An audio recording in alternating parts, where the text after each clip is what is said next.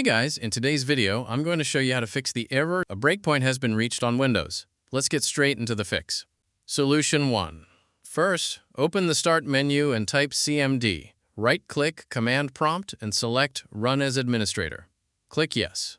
Once Command Prompt opens, type sfc/scano. Press Enter. Let the scan run. You can minimize this window and let it continue in the background while we move on. Solution 2. Open Search again and type CMD.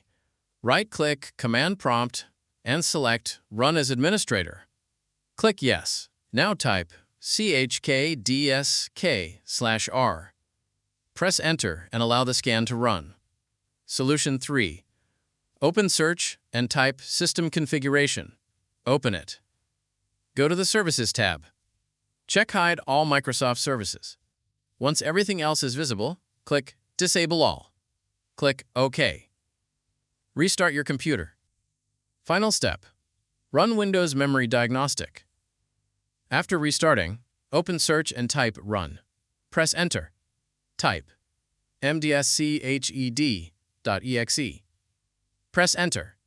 Click Restart Now. Once you complete all these steps, the 0x80000003 breakpoint error should be fixed. If this video helped you, don't forget to like, subscribe, and leave a comment. Thanks for watching, and I'll see you in the next one.